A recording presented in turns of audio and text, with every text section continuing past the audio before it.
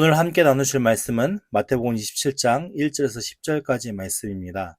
신약성경 49페이지에 있는 마태복음 27장 1절에서 10절 말씀을 함께 봉독하겠습니다.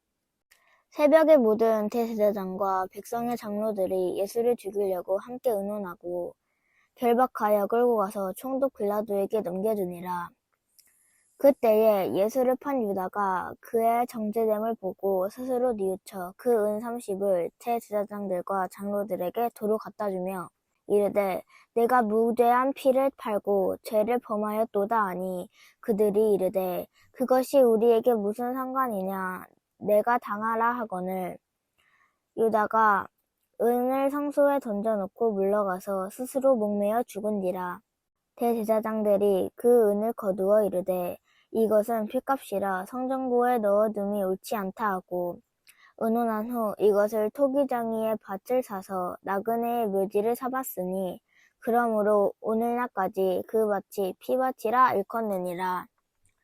이에 선지자 예레미야를 통하여 하신 말씀이 이루어졌나니 이르되 그들이 그 가격 매긴 자 곧 이스라엘 자손 중에서 가격 매긴 자의 가격 곧 은 30을 가지고 통이장이의 밭값으로 주었으니 이는 주께서 내게 명하신 바와 같으니라 하였더라.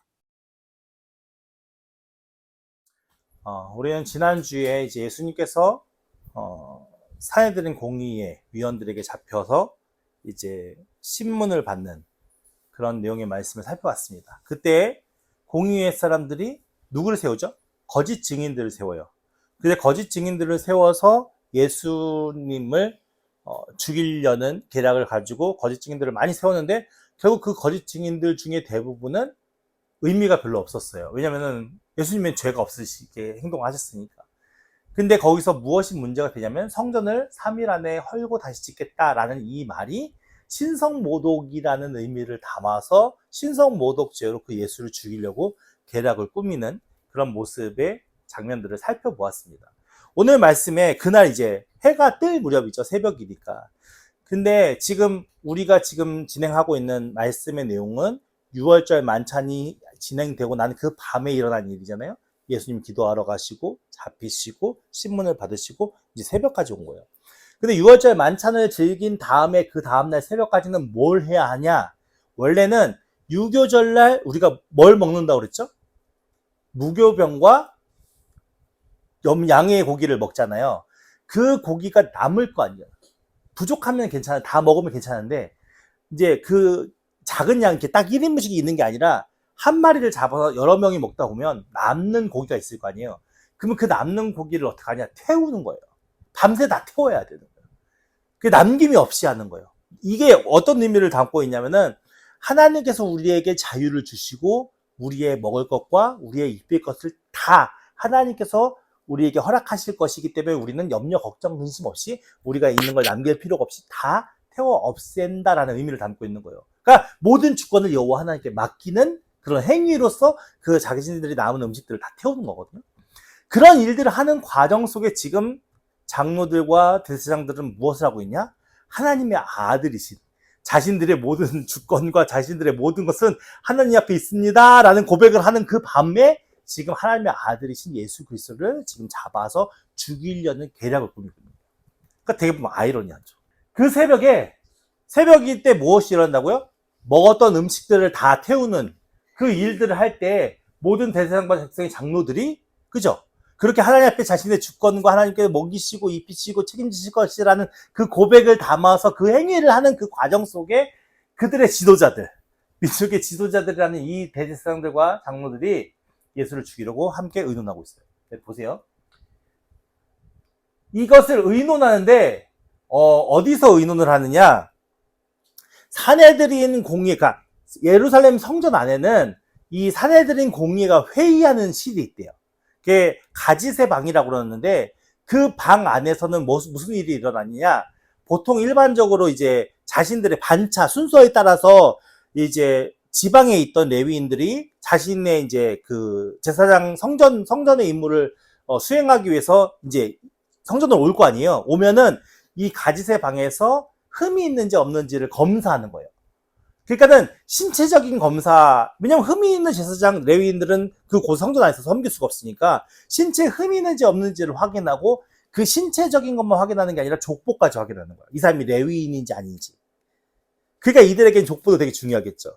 그것을 이제 검사하는 방이었고, 또 한 가지는 뭘 행했냐면 이 가짓의 방에서 아침에 상번제를 드릴 때 상번제 드리는 레위인들이 거기 들어가서 하나님 앞에 찬양하고, 그냥 쉽게 얘기하면 오늘날 예배했던 곳인 거예요. 그러니까 그들이 모여서 찬양하고 예배했던 그 곳에서 지금 뭘 하고 있는 거예요? 하나님의 아들이신 메시아를 지금 죽이려고 의논하고 있는 거예요. 그러니까 이게 참, 예.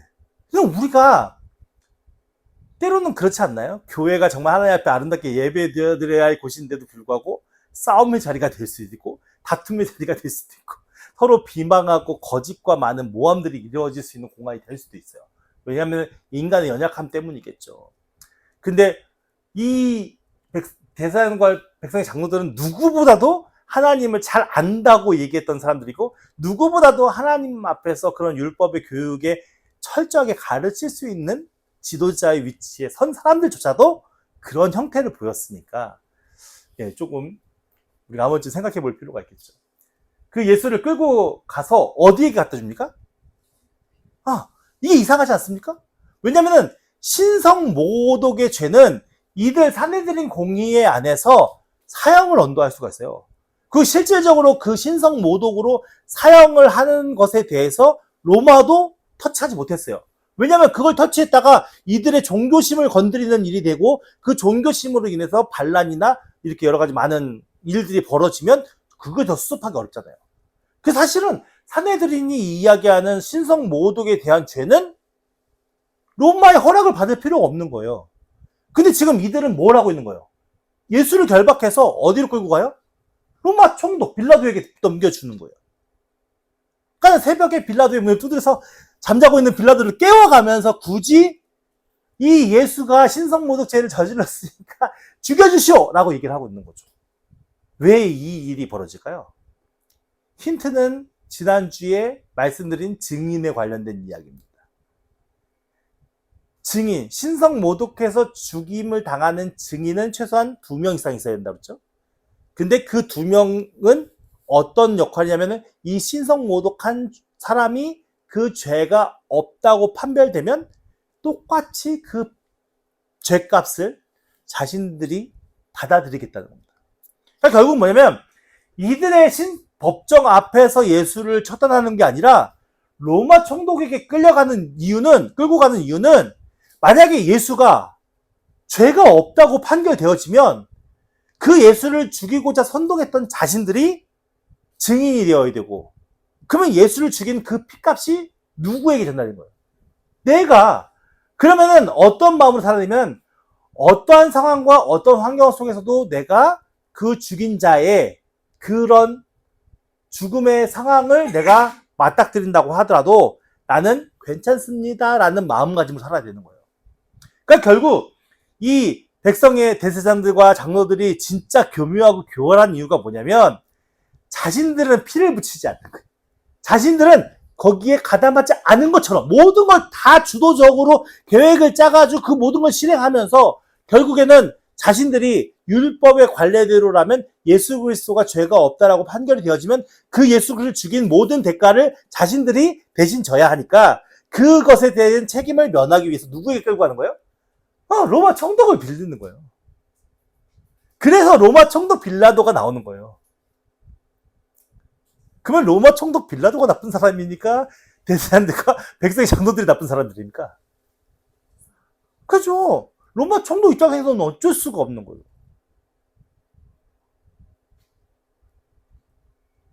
3절 말씀에 그때 누가요? 예수를 판 유다가 이제 그 재판에 그 정죄당하는 그 장면의 모습을 유다가 봤을 거 아닙니까? 왜냐면 유다가 찍어서 지목해서 끌고 가서 같이 쫓아가가지고 그 재판장 안에 있는 모든 일들을 유다가 직접 목도를 하고 눈을 봤어요. 그러니까 보다 보니까 뭘 알게 된 거예요? 자기가 무지한 예수를 팔았다라는 걸 알게 된 거예요. 그러니까 자신이 대제사장들과 그 사람들에게 현혹되고 미혹돼서 내가 정말 죄 없는 나의 스승 예수를 내가 팔았구나 라는 죄책감, 이제 깨달음이 마음속에 온 거죠. 그래서 그의 정죄들을 보고 어떻게 했다고요? 스스로 뉘우쳤어요. 여기까지는 아주 좋죠. 근데 그 뉘우친 그것을 가지고 자기가 대가를 받았잖아요. 예수를 넘기는 대가를. 얼마를? 은 30을 받았거든요. 그것을 대제사장들과 장로들에게 도로 갖다 주는 거예요. 그죠? 근데 문제는 그 다음 장면이에요. 보세요. 이르되 유다가 고백하는 말입니다. 내가 무죄한 피를 팔고 죄를 범하였도다. 대제사장들과 장로들한테 가서 내가 무죄한 피를 팔고 죄를 범했습니다. 라고 고백하는 거예요. 그랬더니 그들이 이르되 그것이 우리에게 뭐라고요? 무슨 상관이야? 네가 당하라. 이 이야기를 들으면 우리는 이 이야기가 그래 그냥 그렇구나라고 느껴지지만 유대인들에게는 이 이야기는 납득할 수 없는 이야기예요. 왜 납득할 수 없는 이야기냐? 유다가 내가 무죄한 피를 팔고 죄를 범하였도다라고 하는 고백이 어떤 의미를 담고 있냐? 속죄제를 드리잖아요. 죄를 지어서 속죄제를 드릴 때 제물을 가지고 제사장 앞에 나아가잖아요. 제사를 드리기 시작할 때 뭘 한다고 그랬죠? 안수를 하죠? 안수를 하는 이유가 뭐죠? 하나님, 제가 이렇게 하나님 앞에 무슨 죄를 지었어요. 라는 고백을 하게 된다고요. 그러니까 이 유다가 한 이야기가 이 죄에 대한 고백인 거예요. 그러면은 모든 이스라엘 백성들은 자신이 죄를 지었을 때 제사장에게 달려가서 내가 이런 죄를 지었습니다. 그래서 속죄제를 드리고 싶습니다. 라고 얘기할 때 제사장들은 어떻게 해야 될까요? 자연스럽게 그걸 받아들여야 되는 거예요. 당연히 그들은 그 일들을 받아들여서 이스라엘 백성들이 죄를 회개하고 뉘우쳐서 하나님 앞에 깨끗함을 받을 수 있는 일들을 해줘야 되는 게 제사장의 의무와 책임인 거죠. 근데 지금 뭐라고 대답합니까? 그것이 우리가 무슨 상관이야? 이것은 유다가 죄를 지을 것을 함정을 파놓고 그 유다가 함정에 쏙 들어가니까 야 이제는 우리는 너무 상관없어. 네가 모든 걸 다 당해. 이렇게 얘기하고 있는 거예요. 그러니까 이스라엘 백성 입장에서는 유다가 이런 고백을 했으니까 제사장들은 속죄 제사를 지내줘야 될 거 아니야? 라고 얘기하는데 뭐라고 얘기하고 있어요? 내가 무슨 상관이냐? 난 아무 상관없어. 네가 알아서 당해. 그것에 대한 죄의 대결을 지금 이렇게 얘기하는 이 이야기를 듣는 이스라엘 백성들은 어떤 모습일까요? 그들의 가짓됨과 그들의 거짓됨과 그들의 교활함과 완악함들을 알 수 있는 분들. 그럼 마태는 지금 유대인들에게 복음에 대해 설명하고 있잖아요. 그러니까 이런 내용들을 자세하게 쓴 거예요. 그러니까는 그들이 따르고 있는 그들의 민족의 지도자들이 얼마나 완악하고 교활하고 진짜 치밀하고 무서운 사람들인지를 이런 말씀의 장면을 통해서 알 수 있는 거죠. 자, 보십시오. 5절 말씀에 그렇게 해서 속죄제, 예수님을 이제 모함해서 그들에게 넘겨준 것에 대한 자신의 죄의 문제를 해결하고자 대제사장과 장로들을 찾아갔는데 결국 그렇게 해결되지 못하니까 뭘 했냐면 은을 성소에 던져 넣었어요. 그러니까 성소에 던져 넣었다는 거는 성소 안에 들어가면 성전 금고가 있었거든요. 그 금고가 지난번에 말씀드렸죠. 금고가 왜 있죠? 이스라엘 성인 남자라면 당연히 내아의 성전세, 반세계를 넣기 위해서. 그러니까 정해진 기간이 있었는데 정해진 기간뿐만이 아니라 아무 때나 넣을 수 있게끔 성전 금고를 만들어서 놨단 말이에요. 거기서 성전세를 넣었어요. 그러니까 그 금고에는 항상 돈이 가득 차 있었겠죠. 많이 있었어요. 그러니까 유다가 자신의 명예 회복이 필요하잖아요. 자신이 잘못한 것에 대해서 뉘우쳤으니까 이제 명예 회복이 필요한데 이스라엘에게는 죄의 방향이 두 가지인 거예요. 하나님을 향한 죄, 그리고 사람들을 향한 죄. 죄의 방향이 두 가지인데 유다는 지금 생각할 때 하나님을 향해 지은 죄인 거요, 사람 예수님을 향해 지은 죄인 거예요. 사람 예수님을 향해 지은 죄잖아요. 그러니까 사람 예수님을 향해 지은 죄면 둘이 서로 화해하는 게 베스트인 거예요. 서로 수치를 준 자와 수치를 당한 자가 서로 만나서 화해하고 서로 잘못했다 용서하고 그게 가장 좋은 그 관계 회복의 방법인데 지금 유다는 그렇게 할 수 있어요, 없어요? 지금 그렇게 할 수 없어요. 그렇게 할 수 없을 때 이제 그 관계, 수치를 준 자가 명예를 회복하기 위해서 하는 방법이 무엇이 있었냐면은 이제 뭐 금식을 한다든가 애통해야 한다든가 나중에는 극단적으로 자살을 하는 그런 방법이고. 근데 그런 상황 속에서 은을 자신이 받은 돈의 대가를 그 성소에 던진 것은 무엇을 의미하냐면은 이스라엘 백성들이 가난해서 내가 땅은 있는데 집은 있는데 내가 돈이 없어서 돈을 구하기 위해서 땅이나 집들을 약간 아는 사람에게 저당 잡히고 돈을 구할 수가 있을 거 아니에요. 그러면은 이 집이나 땅 명의가 이게 돈을 꾸어준 사람에게 바로 넘어가는 게 아니라 1년 동안은 갚을 수 있는 기회가 있는 거예요. 1년 동안은 1년 안에는 그 돈을 갚으면 명의가 넘어가지는 게 아니라 그게 자신의 명의로 다시 돌아오는 거예요. 그래서 이제 얍삽 빠르고 나쁜 사람은 뭐냐면 돈을 꾸어주고 잠적하는 거예요. 도망가 버려. 그럼 1년 안에 갚을 수가 없잖아요. 자기 명의로 그걸 뺏어오려고. 그러니까 그런 일들이 생기기 시작하니까 힐렐이라는 사람이 뭘 만들었냐. 그러니까는 힐렐이라는 사람이 그러면 그렇게 하지 말고 그렇게 해서 도망가서 그 돈을 줄 수가 없으면 그 돈을 성전 금고에 넣어라.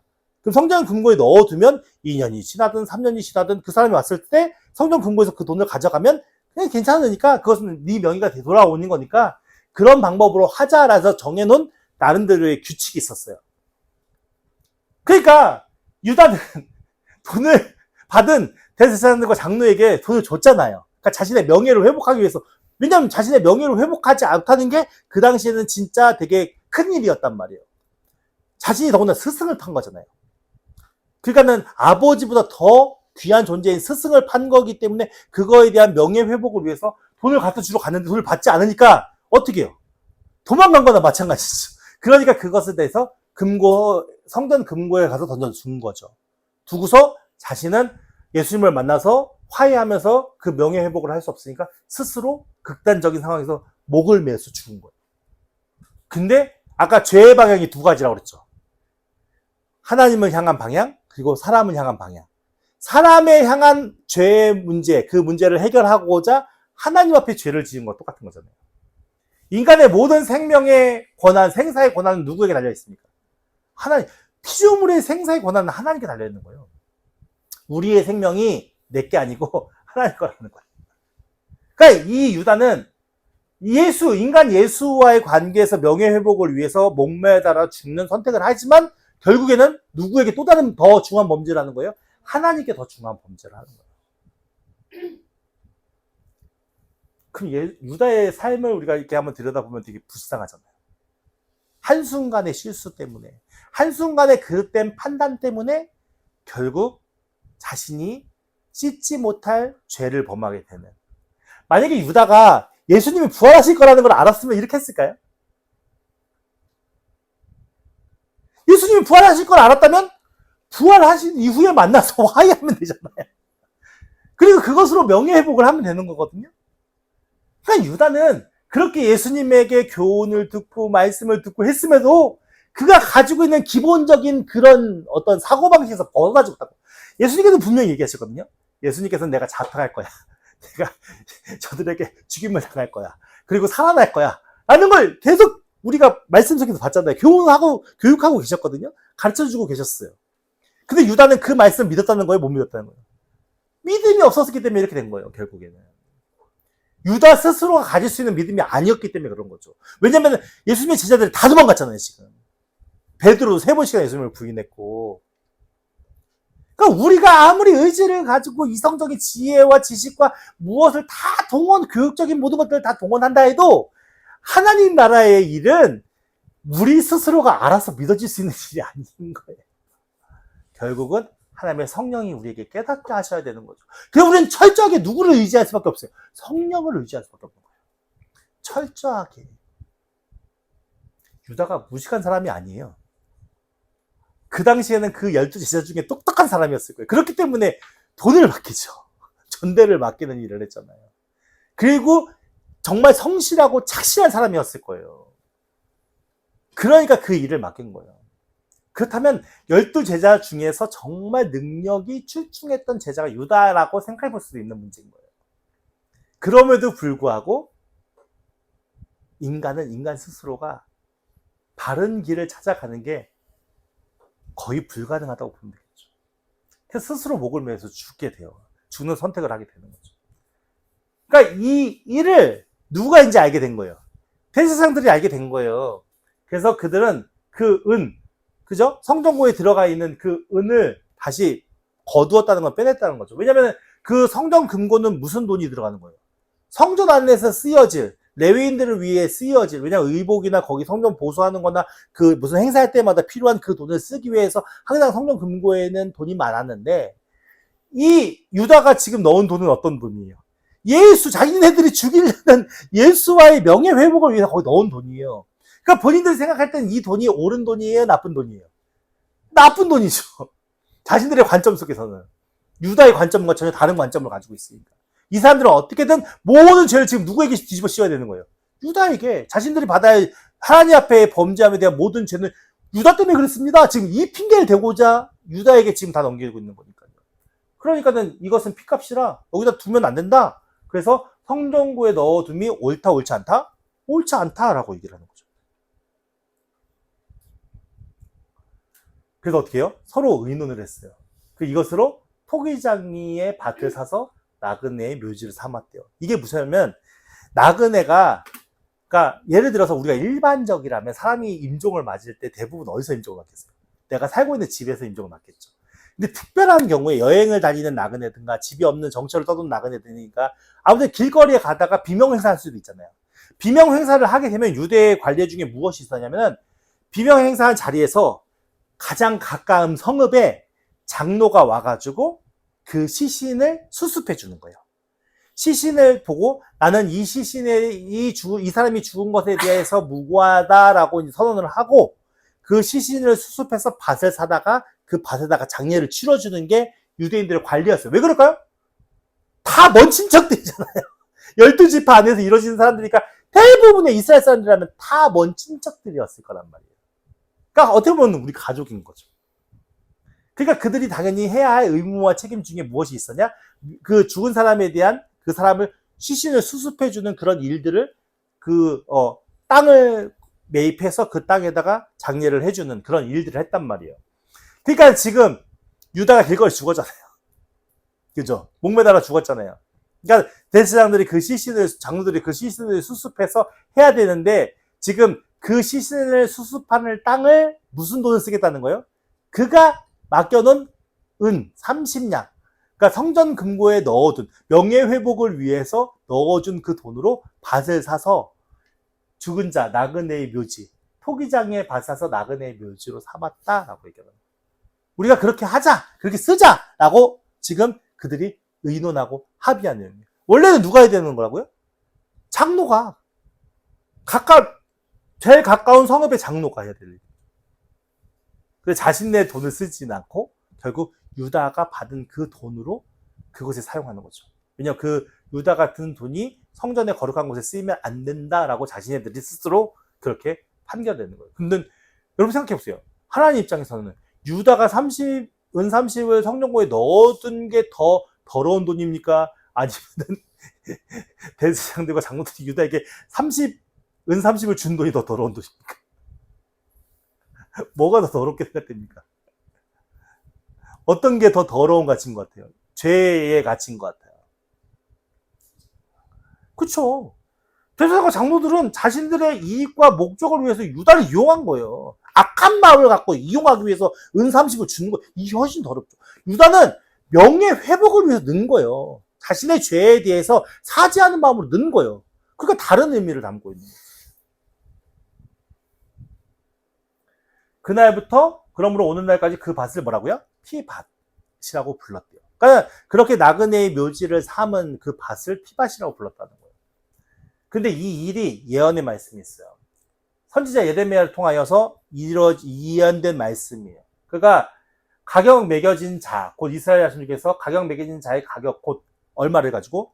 은 30을 가지고 토기장의 밭을 값으로 주었습니다. 똑같죠? 유다가 자신이 목매어 죽음을 당했을 때 그 은 30을 가지고 밭을 사서 그 유다의 장례를 치러준 그 내용의 예언의 말씀이 예레미야서에 기록되어 있다는 거예요. 근데 예레미야서에 기록되어 있는 이 말씀보다 스가랴서에 기록된 말씀이 거의 더 비슷해요. 그러니까 이 말씀이 한 군데만 정해져서 쓰여져 있는 말씀이 아니라 예레미야와 스가랴의 말씀과 오늘 우리가 본 말씀, 세 말씀을 비교해 보면 아, 이렇게 진행되어졌구나라는 것을 알 수 있거든요. 보세요. 오늘 말씀의 포커스는 대제사장과 장로들을 잡았어요. 대제사장과 장로들이 이런 일을 저질렀어요. 우리는 한 가지 의구심이 들 수 있죠. 그러면 저들은 하나님은 생각 안 해? 하나님 앞에서 저렇게 할 수 있지? 우리가 실상 신앙생활을 하면서 느끼는 마음은 예수 믿는 사람이 이래도 돼? 하나님이 진짜 살아계시다라는 것을 알고 하나님이 진짜 역사하신다는 것을 알면 어떻게 이렇게 할 수 있어? 라고 하는데 지금 누가 하고 있는 거예요? 그 민족의 가장 성경에 대해서 능통하고 하나님이 잘한다는 대제사장과 장로들이 지금 아무 무죄한 예수 그리스도를 죽이기 위해서 자신들의 죄를, 자신들의 흠을 생기지 않기 위해서 총독 빌라도에게 가서 문을 두드려서 예수를 죽여달라고 하고 있고, 또 유다가 찾아와서 회개하고 있는 그 장면의 모습 속에서도 네가 도로 그 죄를 받아라 라고 지금 이야기를 하고 있는 이 상황인 거예요. 이게 이해가 되고 납득이 되십니까? 그렇다면 우리는 생각해 봐야 될 게, 왜 그렇게 하나님을 열심히 잘 믿는다고 하는, 그렇게 하나님에 대해 잘 안다고 하는 이들이 왜 이렇게까지 갔을까라는 걸 생각해 봐야겠죠. 근데 이들이 이렇게까지 간 이유가 뭘까요? 뭔 것 같습니까, 여러분? 한번 생각해 보십시오. 기득권. 그쵸? 또 다른 거는? 또 다른 의미로 생각해 보면?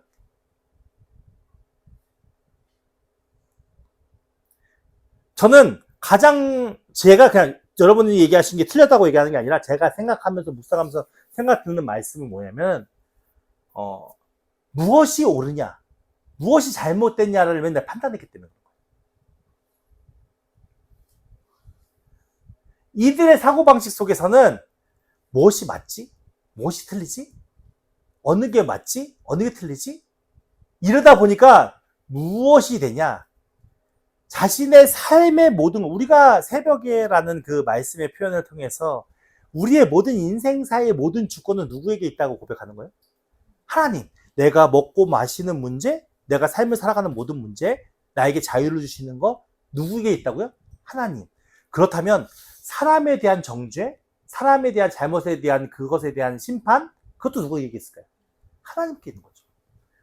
그러니까 백성의 장로들과 대제사장들은 자신들이 내가 민족의 위치에, 뭐 한과 같은 위치, 내가 그러니까 지도자의 위치에 서 있으니까 내가 맨날 백성들을 바라보면서 이건 옳은 행동이야, 이건 잘못된 행동이야, 이건 맞아, 이건 틀려, 니들 이렇게 살면 안 돼, 이렇게 살아야 돼 라고 수도 없이 계속 무슨 역할을 한 거예요?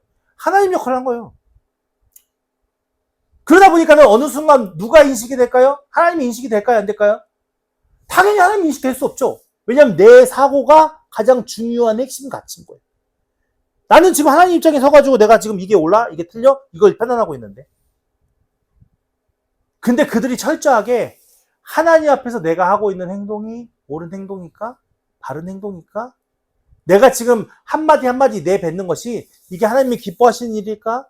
이게 정말 하나님이 원하시는 일일까? 라는 것을 심사숙고했다면 이렇게 급작스 예수님을요 밤에 잡아다가 새벽에 신문하고 아침에 빌라에 가서 죽이자라고 하고 오후에 매달아 죽여요.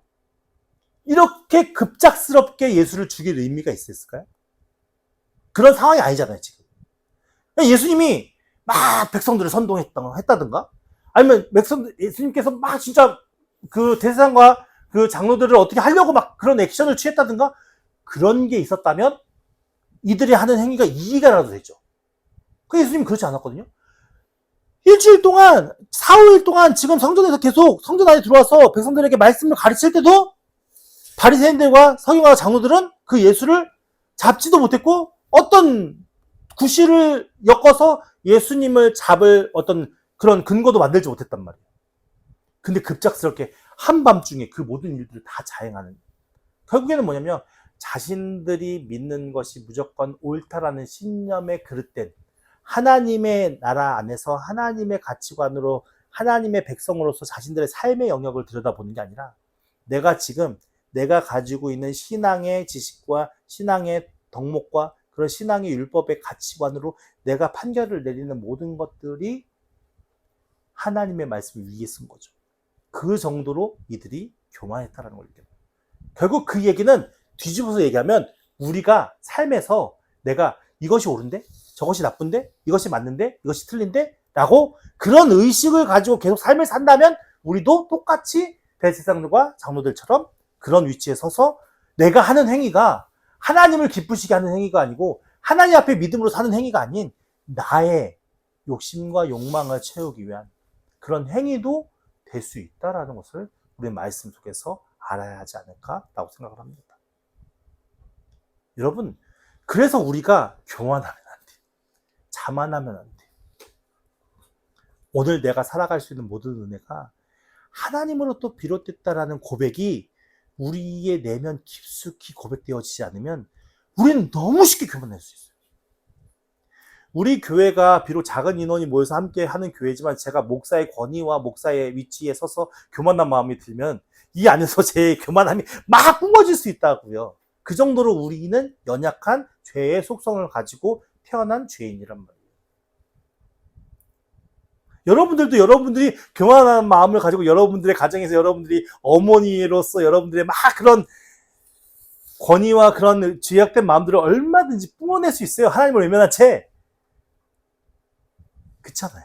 제가 아버지라는 이름으로 가정에서 하나님을 인식하지 않은 채 내가 얘기하는 게 옳아! 나는 이렇게 경험해봤어! 라고 얘기하면서 얼마든지 그렇게 죄악된 행위야 마음과 행동들을 뿜어낼 수 있다고. 그럼 그걸 생각해보면 얼마나 무서운 건 줄 아세요? 가벼운 자가. 그래서 우리가 철저하게 의식해야 될 게 뭐냐면 내 생각이 주가 아니라 내가 가지고 있는 생활의 경험이 주가 아니라 진짜 하나님이 우리를 보시면서 어떻게 생각하실까? 진짜 내가 이 말하는 거, 내가 이 행동하는 거, 내가 이렇게 하는 모든 것들이 하나님이 보실 때 과연 어떻게 받아들여 주실까? 그런 의식이 우리에서 계속 이루어지고 판단되어지고 생각해보고 그게 기도지 않겠습니까? 그렇다 보면 우리는 좀 더 우리의 잘못된 시선으로 잘못된 판단과 잘못된 행위를 할 수 있는 시간들이 줄어들고 하나님의 은혜의 일들을 할 수 있는 시간들이 늘어날 수 있겠죠. 그러면 우리가 더 복된 삶을 살아갈 수 있는 거죠. 여러분, 대제사장들과 장로들이 우리보다 성경 몰라서 그런 거 아니에요. 우리보다 능력이 없어서 그런 거 아니에요. 그렇죠. 저 사람들과 우리가 별반 다르지 않아요. 우리가 예수를 믿는다는 거, 우리가 하나님을 믿는다는 게 무엇인지 다시 한번 우리 안에서 정립이 되어야 돼요. 내가 예수를 믿는다는 건 내가 하는 모든 행동이 다 옳아 이 얘기를 하는 게 아니에요. 예수를 믿는다는 건 내 행동은 다 잘못됐어. 그러니까 예수님을 바라봐. 예수님처럼 겸손하게 살아봐. 예수님처럼 이타적으로 살아봐. 이걸 우리에게 오늘 얘기하는 거예요. 복음의 능력을 안다는 건 거기에 있는 거예요. 그래서 복음의 은혜 안에 들어간 자들, 사도 바울 보십시오. 그렇게 많은 지역에 가서 많은 자에게 복음을 전했고 많은 자에게 그렇게 교회를 세워가면서 많은 이들에게 칭송을 받고 하나님의 자랑이 될 수 있는 그런 위치에 서 있음에도 불구하고 본인 스스로가 내가 죄인 중에 죄인이고 괴수 중에 괴수라고 고백하잖아요. 믿음의 성숙도가 올라가면 올라갈수록 우리는 겸손해질 수밖에 없어요. 왜? 그 겸손의 의미는 나는 죄밖에 양산할 수 없는 죄인인데 여호와 하나님께서 이 죄인도 사용하셔서 이렇게 열매 맺게 하셨어요 라는 고백이 우리 안에 일어날 수밖에 없기 때문인 거죠. 오늘 저와 여러분들이 이제는 우리의 의식이 바뀌었으면 좋겠습니다. 우리의 생각이 바뀌었으면 좋겠습니다. 그래서 제사장과 바리새인들처럼 그렇게 내가 인생에 내가 모든 것의 주인이 되어져서 내가 모든 걸 판단하고 내가 모든 것이 옳으냐 그르냐를 결정지어가면서 그렇게 사는 것이 아니라 여호와 하나님께 맡기고 하나님이 기뻐하시는 무엇이 무엇인지 성령님께 구하고 그 성령님께서 우리에게 은혜 주시는 대로 순종할 수 있는 삶, 그것이 진정한 그리스도인의 삶이라는 것을 깨닫는 저와 여러분들에게 예수님으로 축원합니다.